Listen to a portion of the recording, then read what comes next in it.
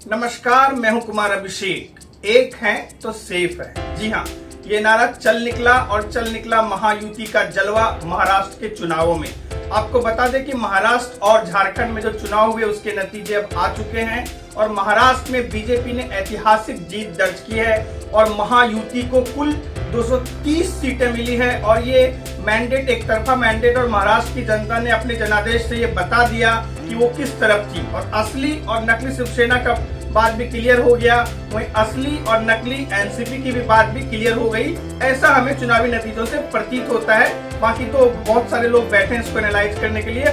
हम आपको बता दें कि महाराष्ट्र चुनाव में बीजेपी ने इतिहास में अपनी सबसे बड़ी जीत दर्ज की है।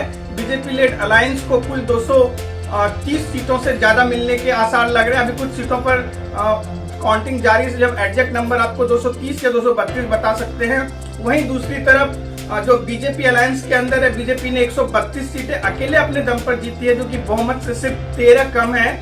और वहीं अगर शिवसेना बात करें शिंदे गुट की, तो शिवसेना ने 57 सीटों पर कब्जा किया है। वहीं अगर अजित पवार की पार्टी की बात करें तो उन्होंने भी 41 सीटें जीती है और एक दो छोटी पार्टियां हैं उनको लेकर के बीजेपी अलायंस ने कुल 230 सीटों पर अपनी जीत दर्ज की है, जबकि बहुमत के लिए सिर्फ 145 का ही आंकड़ा चाहिए। वहीं अगर महा विकास अघाड़ी की बात करें तो सारे दावे जो नाना पटोले की तरफ से थे, संजय राउत की तरफ से थे, उद्धव ठाकरे की तरफ से थे कि राजनीति में मैं रहूंगा या नहीं रहूंगा, ये चुनावी नतीजे बताएंगे कौन असली शिवसेना है कौन नकली शिवसेना है। लोकसभा चुनावों के जीत से वो अति उत्साहित हो गए महाविकास अघाड़ी, लेकिन बीजेपी ने ग्राउंड जीरो पे काम किया।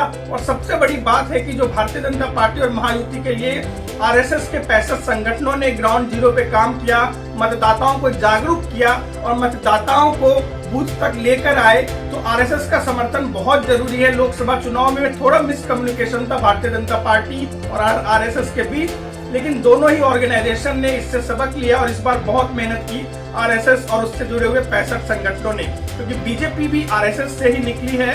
आरएसएस मदर संस्था है और मोहन भागवत और देवेंद्र फडणवीस की मुलाकात भी हुई है। तो अब ऐसे में देखना दिलचस्प होगा कि आगे मुख्यमंत्री कौन होता है। वहीं महाविकास अघाड़ी में बहुत खराब परफॉर्मेंस दिया। शिवसेना ने सिर्फ 20 सीटें जीती, वहीं कांग्रेस को 16 और जो शरद पवार एनसीपी गुट है उनको 10 सीटें मिली और कुछ सहयोगियों को समाजवादी पार्टी को 2। तो इस तरह से बहुत खराब परफॉर्मेंस रहा महाविकास अघाड़ी का। और अब तो ऐसी नौबत आ गई कि कोई विपक्ष का नेता भी नहीं होगा महाराष्ट्र विधानसभा में। तो चलिए, ये तो थी सबसे बड़ी खबर, लेकिन दूसरी ओर शिंदे के समर्थक और देवेंद्र फडणवीस के समर्थक सब आस लगा रहे हैं कि उनके नेता मुख्यमंत्री बने। एनसीपी की जो अजित पवार की वाइफ है, उन्होंने कहा है कि अजित दादा पवार को मुख्यमंत्री बनना चाहिए। तो फडणवीस के भाई ने भी कहा है कि फडणवीस जी को मुख्यमंत्री बनना चाहिए और प्रवीण दरेकर ने भी कहा है कि फडणवीस जी को मुख्यमंत्री बनना चाहिए। लेकिन ऑफिशियल स्टेटमेंट बीजेपी का ये है कि भाजपा की केंद्रीय नेतृत्व अजित पवार, एकनाथ शिंदे और देवेंद्र फडणवीस मिल बैठकर इस मामले में भारतीय जनता पार्टी के तमाम राज्य के बड़े नेताओं से संपर्क करने के बाद इस पर फैसला लेंगे। सबसे बड़ी बात यह है कि 26 तारीख को विधानसभा का कार्यकाल खत्म हो रहा है, तो उम्मीद है कि 26 तारीख से पहले मुख्यमंत्री का शपथ ग्रहण समारोह हो जाए। ये एक बहुत बड़ी जानकारी है।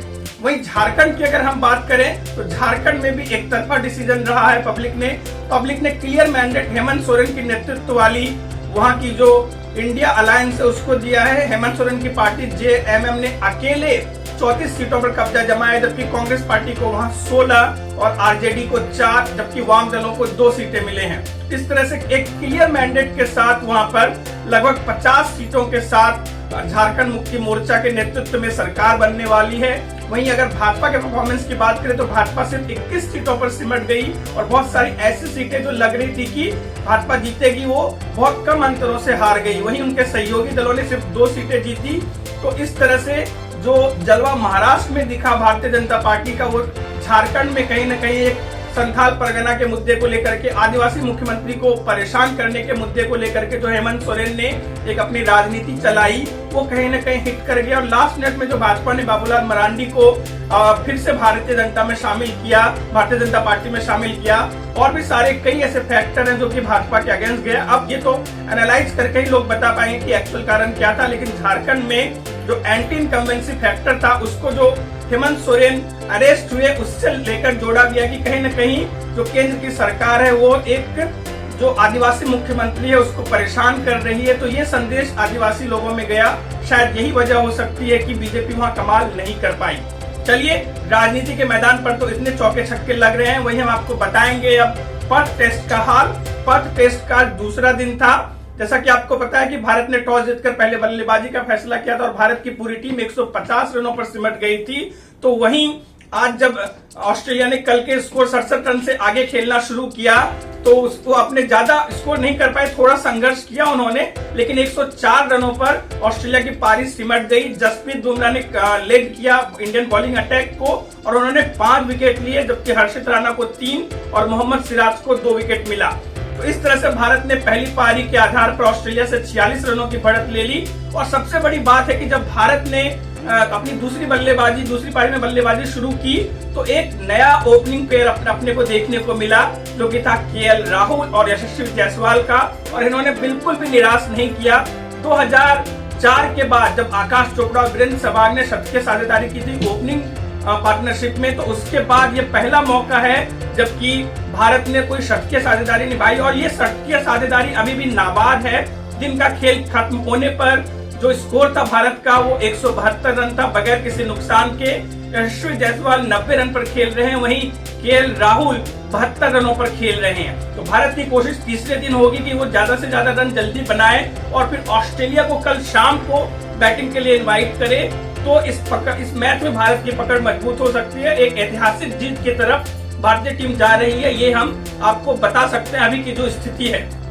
तो वहीं ऑस्ट्रेलिया के गेंदबाज संघर्ष करते हुए नजर आए भारत की ओपनिंग जोड़ी के सामने और उसका कोई भी गेंदबाज किसी भी बल्लेबाज को आज आउट नहीं कर पाया। कल खेल का तीसरा दिन है, हम हर खबर पर नजर बनाकर रखेंगे।